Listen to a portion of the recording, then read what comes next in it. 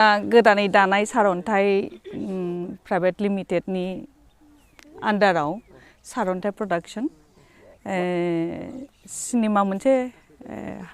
सावथुन मोनसे बानायनाय जादों बर'नि आं नामखौ दिनै डिक्लेयार खालामथ'ला खारन जोंहा आरो बुरजा खामानि दंबावो फिल्मनि नामा होमबा क्लियार नंथ'आ क्लियार किन्तु जोंहा मेल्ला पोस्ट प्रडाक्शननि खामानि थांबावो आरो बेकग्राउन्ड मिउजिक बेफोर गासैबो दंजोबो नालाय ओंखायनो दा जों नामखौ लाथ'ला आरो बे जोंनि प्रडाक्शननि मेइन पारपासआ जादों जेरै गोदोनि मानसिफ्रा बिसिम लाबोबाय हारिमुखौ जों बे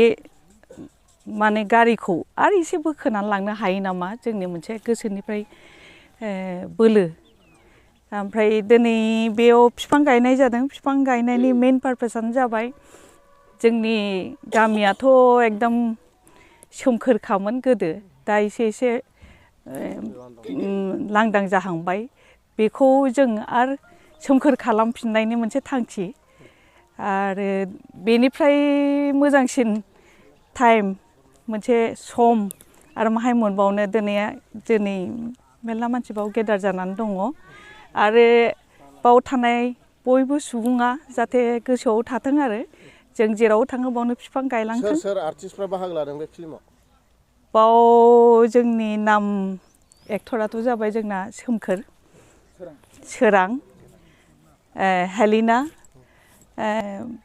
महिनी बायदेव आरो सबसे सिनियर आर्टिस्टआव दङ जोंना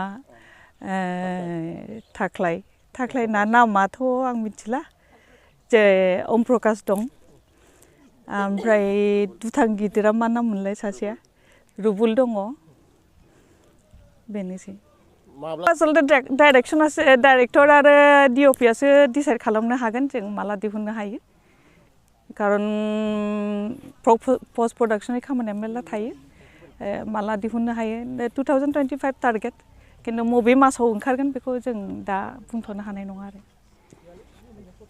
सारन्थाइ फिल्म प्रडाक्शनाव आं दिनै बे फिल्माव मोनसे मोजां रल मोनदों होननानै आं निजेस्व दा बे फिल्मा जोब्बायानोसै लास्ट एन्डिंसिम दं अब्ला नैबे फिल्माव मोनसे बुस्थुखौ मोनफैनानै जोबोद गोजोननाय मोनदों जे बे फिल्माव बयबो रायजो राजाफ्रा जोंनि बर' हारिनि हारिमुवारि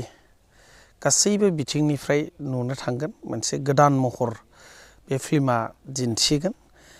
बेखौ नायनानै बयबो मोनसे गोजोननाय मोनगोन गोदो गोदाय बर' आइ आफामोना माबायदि रायजो जाबोदोंमोन बे फिल्माव मोजाङैनो बेरखांहोनो हाबाय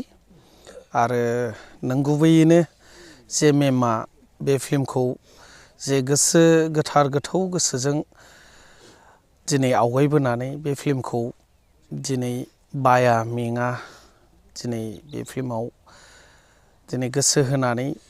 जोंनि हारिमु आयदाफोरखौ गासैबो फारि फारि दिन्थिनायजों लोगोसे रायजो जानायजों आरो जोंनि बर'फ्रा माबायदि गावखौनो रैखाथि खालामनो थाखाय माबायदि दावहा नाङोमोन एसेब्लाबो एक्सन हिसाबै बेयाव दिन्थिनाय जादों दा बे फिल्माव बयबो रायजो राजाफ्रा बे फिल्मखौ नायनानै गोजोननाय मोनगोन आं जोबोद हेपि बे फिल्माव आंबायदि आर्टिस्टआ जे मोनसे खाबु मोनदों बेनिखायनो आं गिबियावनो थेंक्स होदों मेमखौ आरो सारन्थाइ फिल्म प्रडाक्शनखौ थेंक इउसै आरो बयखौबो खावलायनाय थाबाय बयबो रायजो राजाफ्रा अनसायनाय होगोन होननानै बे 2025 रिसेन्टलि आं मोननै फिल्माव एग्रिमेन्ट जाबाय दा फैगौआव एसे जाबावनो हागौ एसे कन्टेक्टआव दं मा प्रडाक्शनाव कन्टेक्ट जादों आरो प्रडाक्शनखौथ' माबाथ'वासै ओरैनो मोननैया सानजारां ना बेनियाव आरो नैबे मोनसे बे मोननै